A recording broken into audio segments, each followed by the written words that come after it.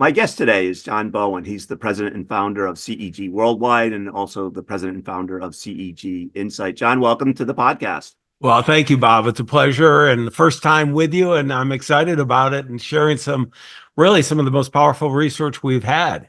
Yeah, so we've known each other for a long time, but there might be some people who are listening who aren't familiar with you and your background. Give us a brief overview.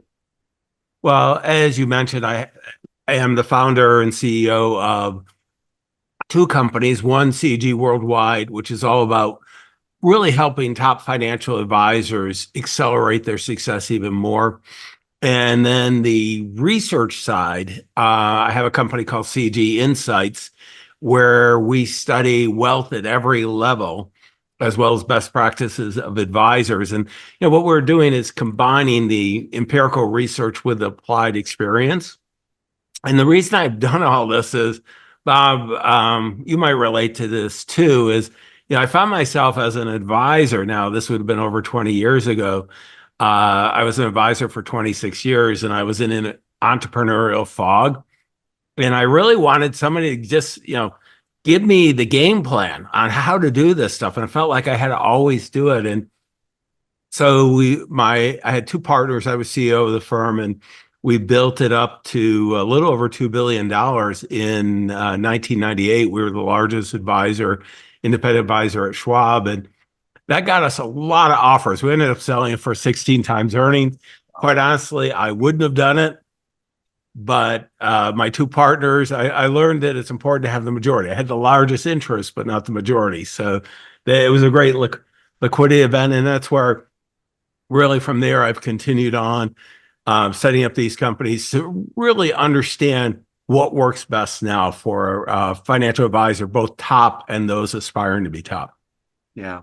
So I know we're recording this both as a podcast for our listeners who are audio only, but we're also recording it for YouTube, where you'll be sharing some slides. And I just want to make mention to anyone who's listening on the audio side that you can go to YouTube to watch the video podcast and see the slides, but we'll also make available the present part of the presentation. What we're going to do is we have a report that's a summary for financial advisors, and everything I'm going to talk about today and more, Bob, is in the report called the Dream Team Effect. And we'll give it'll look like this, and we'll go ahead and make it available for a download in a link, a relatively short link, and make sure to go get it, because once you hear what we're going to talk about, I mean, just where everybody's always talking about getting more clients or doing this or doing that.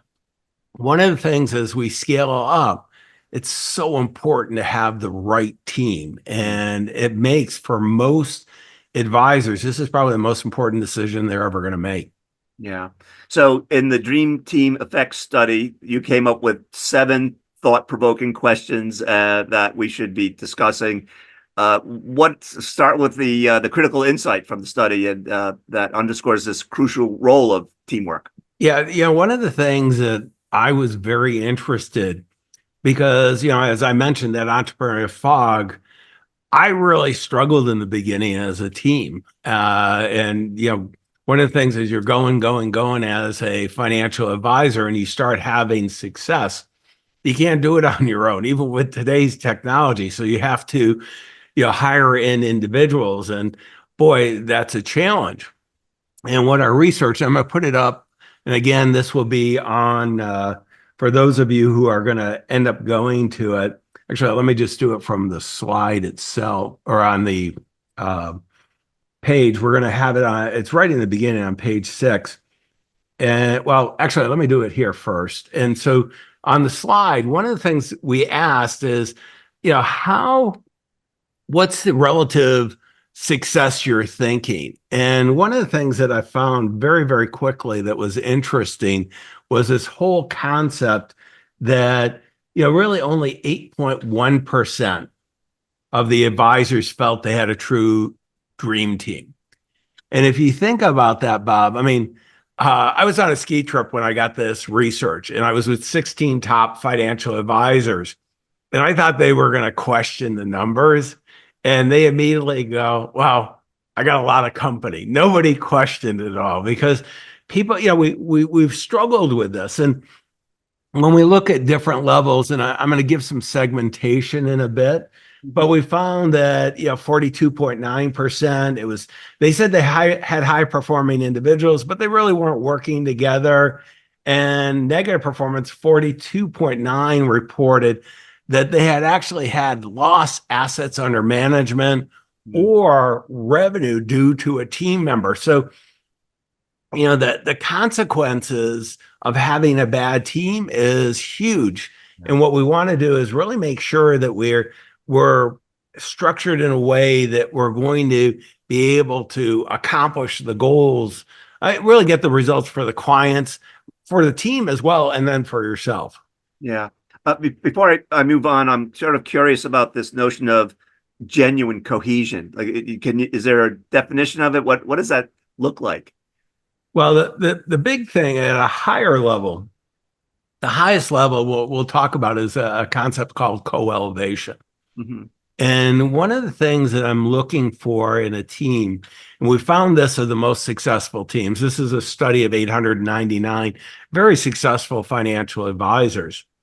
And what we found was this top group, they were co-elevated. So not only had they brought a team together that was working, the classic collaboration, they're playing well together, but they're actually committed to each other's success.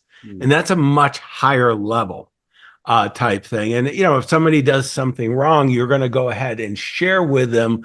You're going to ask for permission. Hey, can we have a discussion on this? But it'll be done in a way that we're helping them be even more successful. Or if they're not the right team member, we're going to help them, find new opportunities as well. All right. Well, remind me to ask a follow-up question to that, but I want to dive into the key findings that underscore the importance of this teamwork and the effect of teamwork. Well, yeah, and so one of the things that comes out of this is this whole concept of you know what's the positive impact that we can have when we're doing high performance teams. And let me go, and one of the things is teams, the vitality. 44% said, and you can see here, that it's crucial on attracting high net worth clients. I mean, this is a big deal. you know It'd be nice to be a believer that one individual is a rainmaker, going to make the company really successful, scaling up. But anybody's working with them is going to look and judge it by the whole team. The second part, when we start going, it's moderately important. 85.7% of the respondents said, hey, having their team, they're going to be extremely or moderately important in bringing in new clients. And not, where when we look at this, 95.2% find teams at least somewhat important on client acquisition. Okay, I don't know that I've ever seen where we've got a higher percentage, Bob, from the example that there is near consensus on things from financial advisors, having been one. That's a big number. This is so we recognize it's important, but only 8.1% say that they have the team that they want to be able to get the most benefit out of this. Yeah.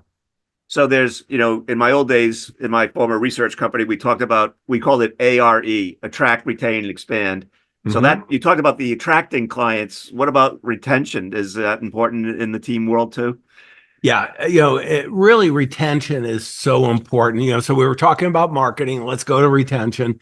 And with retention, what we found is nearly 50% indicate that's very significant. I mean, this is, again, if you've got a good business, what's happening is you're not doing the operational stuff. If you're the lead advisor, you've got a team.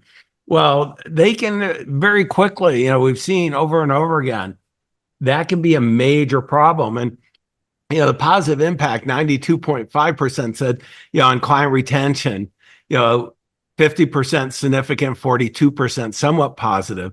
This is where one of the things we want to recognize, if we're going to have long-term relationships with clients, what happens is we have to have really good to great team members that are capable of building those relationships, Bob. Yeah. I'm curious, when you think about retention, generally, I would think in these high performing teams, retention must be pretty high. Well, one of the things that's really interesting, I didn't put a slide, but it's in the study, so let me go grab it real quick. You know, there's a lot of dysfunction out there, and it's worse than I thought. And this is one of the reasons why I wanted to do the podcast with you. I wanted, I mean, we really even haven't published this as we're recording it, we haven't published it to our corporate members Yeah. in our research. But, I wanted to get this out as quickly as possible because we're going to not only talk about all the problems, opportunity problems, but we're going to talk about how you address it. But when we look at turnover, I mean, this is, annual turnover teams. I want to look at this, where we go 10% almost have 30% Yeah. or more annual turnover. Then we start looking here, 21 to 30, 10 to 20. This would be the area that I think everybody should be in, only Yeah. 1 out of 4. Yeah. And that's scary. I mean, you're building a team. You want to build this great dream team. You're going to invest time, energy, and money into it.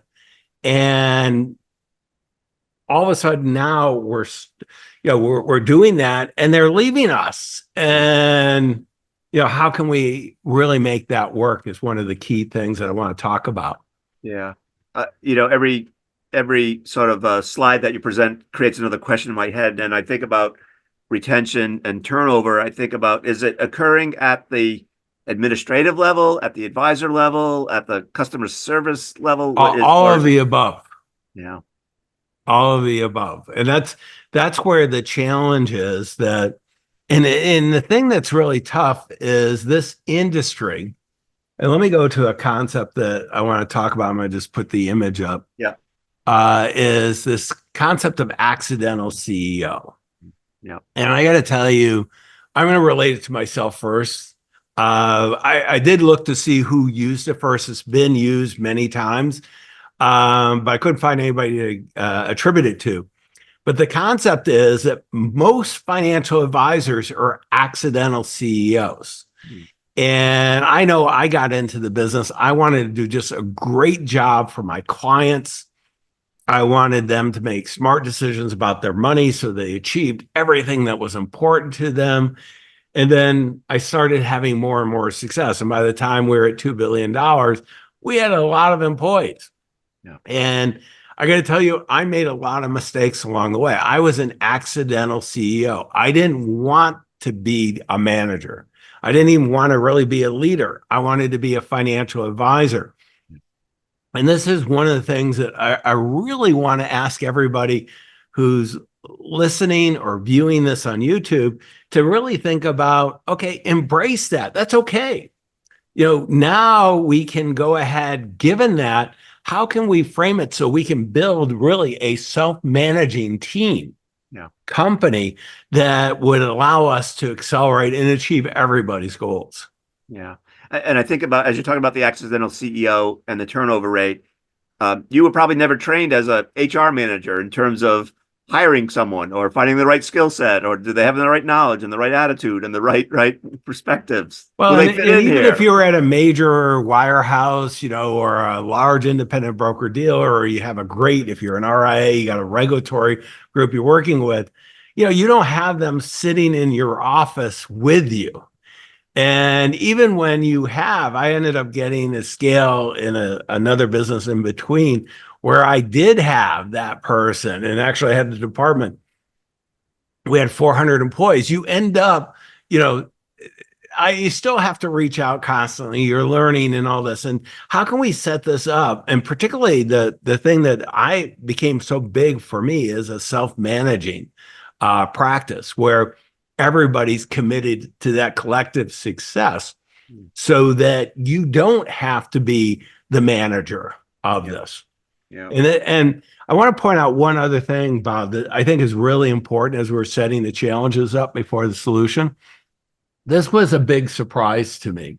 yeah, I hadn't thought it through, I don't think, but the role of transition planning, succession. I always like, I'm 68, so I like to think of it as sustainability. I'm, yeah, great health. I plan on staying for a long time as long as health is good. Love it. I'm passionate about helping my fellow entrepreneurs, financial advisors be even more successful. But one of the things we want to do is we got to look at our own practice. How do we future proof it? Mm, And when we start looking at, I mean, this is where, to me, this was a number that jumped out. 43.4% of the advisors are planning on leaving in the next 5 years. yeah. Now, this is not just because there's a bunch of baby boomers like me. It's also because of the frustration out there. And when we look and go at the long term, more than 10 years from now, only 20.9% were in their mind sticking around for the decade for sure. Yeah. Yeah. And so we've got, uncertainty on the leadership side, who's going to be there. We've got team members who, both they're critical for attraction and serving clients. We have this transition issue, and then we have leaders who don't want to lead. They're accidental CEOs. How can we deal with it is really, one of the big issues. Yeah. I know we want to talk about how we can go from individual contributor to visionary leader of a high performing team. But one question that comes up, I've experienced this in my own career, is when you ask someone to contribute to the collective success of an enterprise, having a stake in the company can go a long way. Any thoughts about the relationship between high performing teams and the degree to which their employees have a stake in the business? It's really interesting. For the most part, it's negative Uh-huh. in financial advisor practices because it creates a lot, unless everything else is already dealt with, because it creates conflicts and confusion. Mm. And I'm talking about equity stakes. Yes. So what we're looking at is that's usually how we try to keep people who really aren't totally bought in to at least stay. It's kind of a golden handcuff. One Mm. of the things I'm a big believer is people should stay because they want to. Yeah. And in today's world, autonomy has become so much bigger, and particularly in the younger generations. But even the baby boomers, it's pretty high. Yeah. So one of the things that we want to think about before we try to solve it with comp, because the financial services industry, on average, we make a lot of money. Once you get it going right, it's easy to throw money at problems. What we want to do is solve the challenge and then really do it. And the biggest thing that's missing, Bob, from the situation is that people haven't, you really haven't provided the leadership. And we call it the everyone win process. Russ Allen Prince and I wrote a book during the pandemic called Everyone Wins, and it really did well. And it's a simple concept: is you take your self-interest, their self-interest, you find if there's alignment. If there's no alignment, they shouldn't be with you. But if there's alignment, then it's what we call enlightened self-interest. Mhm. And one of the things, we've got to take time to create a vivid vision of where we're taking the firm. Mm. And then we need to be able to understand what our teammates want and how they can contribute and what they're going to want to contribute and how can they grow if they want to grow in this process. Yeah. We found once you do that, it just changes really the world, because now they're clear on whether they want to play with you. It should be an exciting future. And that's really where the big win comes in. Yeah. So talk more about the accidental CEO and sort of what they need to do to maybe enhance their leadership skills, et cetera, et cetera. What leads to Yeah, what success? we really saw, and we ended up putting this what we call the hierarchy of world-class team performance, and it's Mhm. from dysfunction to dream team. And what let me put it on so I can draw on it on this slide, just blow it up. And you think of, unfortunately, there's a pretty good percentage of advisors here. Yep. And this is where it's chaotic. And certainly this is a group that has 30% plus turnover, all that stuff. And it's working enough. And they reach the ceiling of fear, no clear path.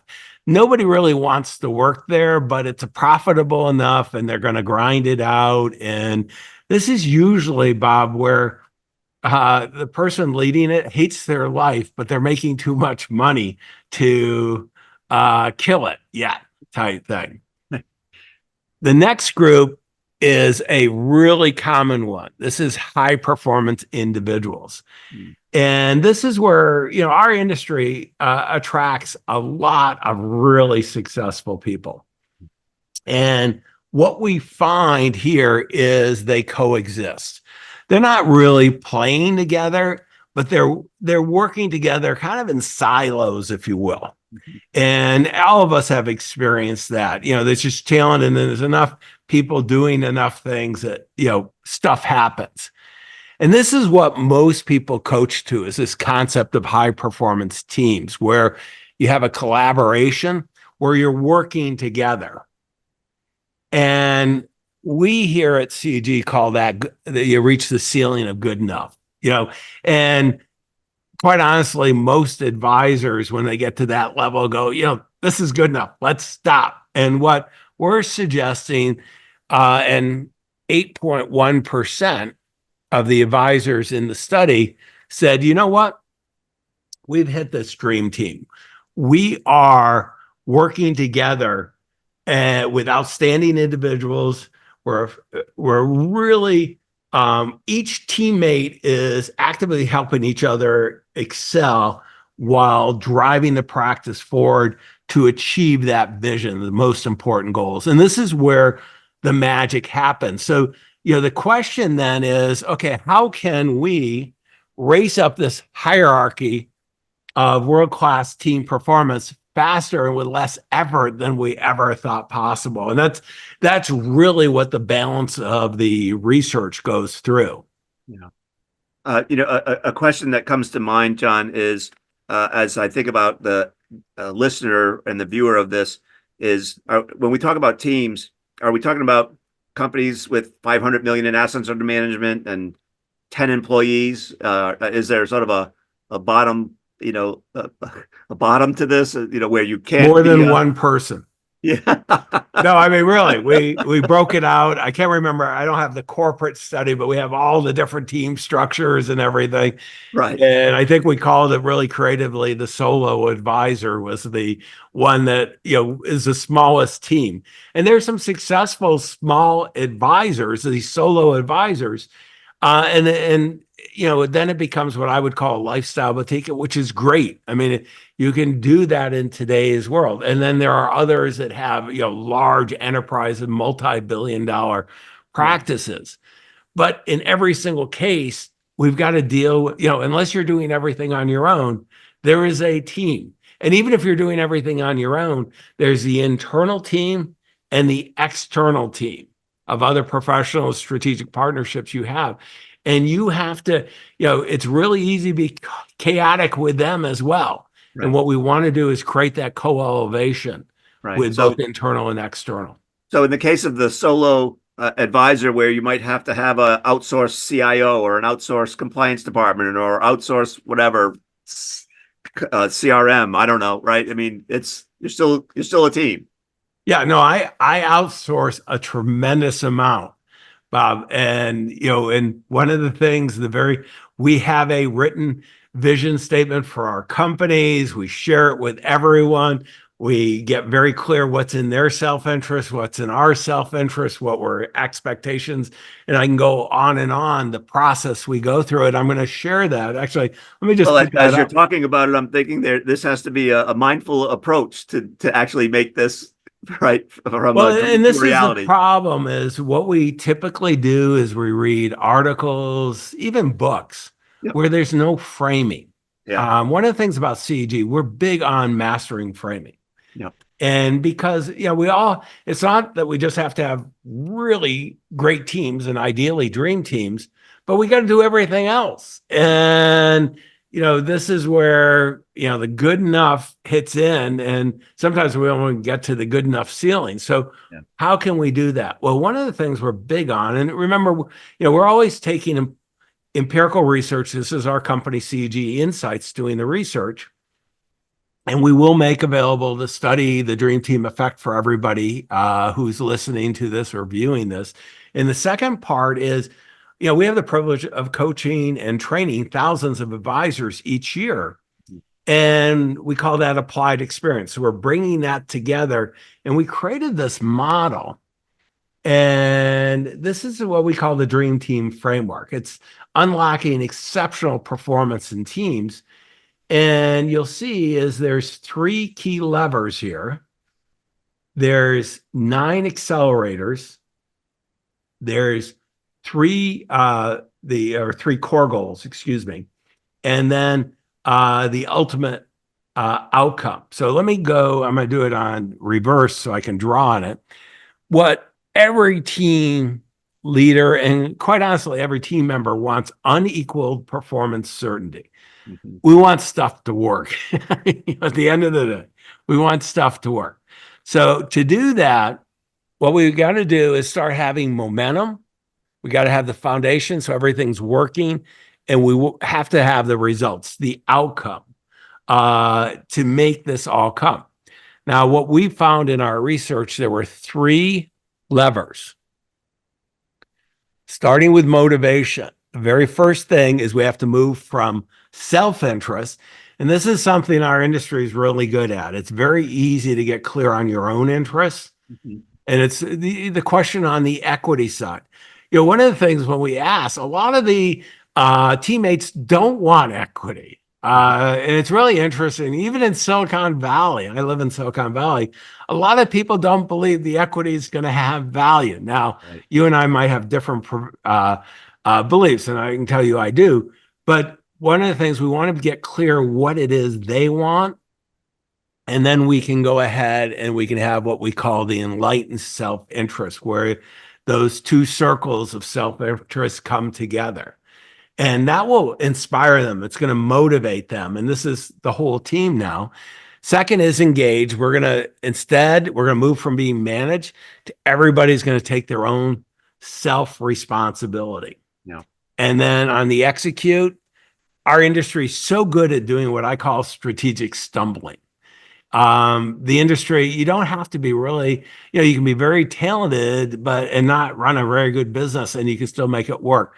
I want it to be seamless. I love having a business where things work, and I get up every morning excited about working. I want every financial advisor, to when they're going to work, that they're excited about the impact that they're going to make. We call it, helping build amazing life significance, that you take care of the people you love, causes you care about, make a difference in the world. Mm-hmm. You're going to do it for your clients first. And by doing that, this is where capitalism works, Bob. You do it for them, and it's the right clients you're going to be heroes to. Then you go ahead, and not only you, but your teammates, if you structure right, everyone builds an amazing life of significance based on their self-interest. And that's been really powerful. Now, around the edge, and I'll come back to these, are all these accelerators. And these are, when we identify, these are the 9 things that we've seen that top financial advisors that have dream teams put in place to accelerate their success faster and with less effort than they ever thought possible. Yeah. And have a great quality of life that they love. Yeah. So how do folks implement those accelerators? Well, one of the things, so when we look at this, and I might just go through real quick, and then I'll point out where in the book, but we start with lead. And the whole concept of lead was you got to promote that co-elevation. So you got to have a vision of where you're going and where that person wants to go. And that's enlightened self-interest. And we can co-elevate together. Remember, only 8.1. So if you're not there yet, okay. And, again, this is, the first one here. We got to take care of this, because if we don't do that, nothing else works. Mm-hmm. And what we find then is the second is promise. And people have to be proud of what they're doing. So they want to get clear on how to deliver exceptional client value. And this is 90% want that. So that's a big one. The third, going around the edge. So these are all part of the motivate. is the concept of developing Yeah. and facilitating continuous learning. This is for 58%. This is one of, instead of giving equity, if you can show them a clear path to grow on. And, obviously at the Investment and Wealth Institute, you guys do a lot of this as well. This is where real value is created. The third is, Jim Collins calls it getting the right people on the bus. I was Strategically, gonna I was gonna ask about Jim Collins because you referred to Good to Great, and it's one of my favorite books. yeah, it's a great book. And, Yeah. this whole concept of recruiting, we have a whole model that's Yeah. very important to us, but 82% of the participants said they're going to be hiring more people this year. Yeah. Okay. Well, if you're going to attract talent, there's got to be, you want to attract the best talent you can that's right for that position. Yeah. Well, this is where if you don't have the first part of the motivation done, it ain't going to work. If you don't have lead, promise, and develop done. Okay. From there, resources. What are the established shared values and objectives? Recognize, how are we going to celebrate contributions? 2/3 link bonuses to revenue. Okay. How are we, what's the right compensation structure? Confidence. How do we equip for effective client service so that, well, this is one of the things that we find the teams that have what we call quiet confidence, they actually know what affluent clients want. Yeah. And they have then designed their experience to exactly deliver that. But they've shared the research with the team as well. So people have confidence they can compete with anyone. Mhm. And that's where it really starts taking off. And then as we go to the last area, which is execute. So, coming back to, we're going to execute here. We're going to move to that seamless. Well, what are we going to have? Well, what's so important is this concept of, equipping, that's having that quiet confidence, cadence, putting the systems in that you can, implement performance structure. And, really the large turnover shows it's not there by the industry. And we've got to have that. There's structure to cadence and then communication. Everybody wants transparent team interaction. Now, one of the reasons why I want to give the book to everyone, and this is where we've gone ahead and we've really given the highlights in each of these accelerators. So we've written out what are the key drivers of success in all 9. Mhm. So they can, this is why you really want to download this, Bob, is that, I got to tell you, I have worked where going back, this is embarrassing, but when I was an advisor, I have gone ahead. I definitely was part and maybe the main reason for the dysfunctional team. I then was profitable enough that I had only high performance individuals, but I hated my life. We were not aligned. We got here, and that's when I sold the business. Yeah. Okay. I have now in both our major businesses, dream teams, co-elevation. And I got to tell you, I wake up, I'm 68, I'm financially independent by a good number. I love my life and I can design it on purpose. And one of the things, financial services industry, and we have the privilege of working with so many advisors, that this is really a big opportunity for them, that there's no heavy lifting. If you want to stick around and, sticking around to a dream team is not that hard to do. And so that's where, that my passion is. Yeah. Well, I can attest to this fact. The IWI and CEG Worldwide and Insights, we now have this relationship. We could talk more about that. But I have a chance to, on a weekly basis, work with your team. And there's no doubt in my mind that it's a dream team. So you are walking the walk for sure. Yeah. And haven't always done it though. I just, full disclosure. And I've tried both. I like this a lot better, Bob. And we have the privilege of working with, many advisors that are building it. Like the 8.1% is not our clients. We don't serve our clients for the research. Yeah. But one of the things that you and I promised to do, and I want to put this slide up. If you're viewing this, you can take a picture of the QR code, or you can go ahead, and I'm going to say it slow for those of you listening. And if you're driving, wait and replay it later type thing, or go to the YouTube because there'll be the link there. But it's www.cegwin, Charlie Echo Golf win.com/IWI hyphen team.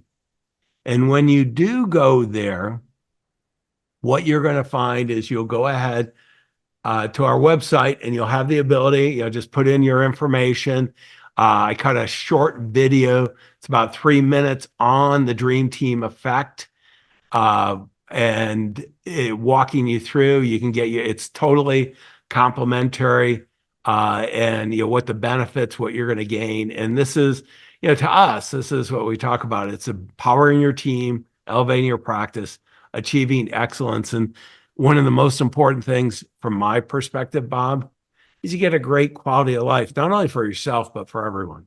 And we have really as close to no turnover over the last 20 years. I think if we lose somebody after 8 to 10 years is a shock type thing. And that's because of what we're sharing with you. And we certainly have advisors who are doing the same thing as well. Yeah. Well, I have to say the one last comment I have is every time you mention the dream team, I'm reminded of the famous Olympic basketball team and how well they did. And And so that's actually our head of coaching and I were brainstorming what would we call it. And Val Cheney said, I think of the Olympic dream team. And we said, that's the greatest example out there type thing. it's the greatest example, except for the Boston Celtics, which just won the world basketball title, has a pretty good dream team too. Well, But and you also see somebody that is a great early leader, rookie, Caitlin Clark.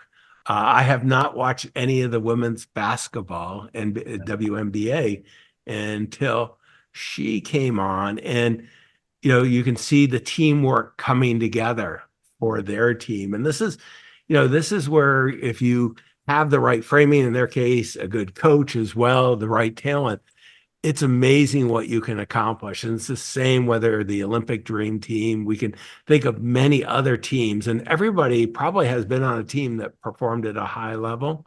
yeah, It's pretty amazing. We yeah. should make it yours. Yeah, I mean, I think as I think about it, like who doesn't aspire to be, part of a dream team? So, if you're not waking up in the morning thinking that's your goal for the day, maybe you're right. You ought to be downloading the results of this study and Yeah, taking and all I'll from it. just put it up one more time. Yeah, Go ahead, the QR code. We've got www.cegwin.com/IWI hyphen team. And that's going to go ahead and get you right to this report. And you can go ahead and put your information in, and you'll get a PDF that you can download that will have all the information that Bob and I talked about, and then some. So it's I wish everybody could have a dream team, Bob. And you know yeah, what? They can. they can.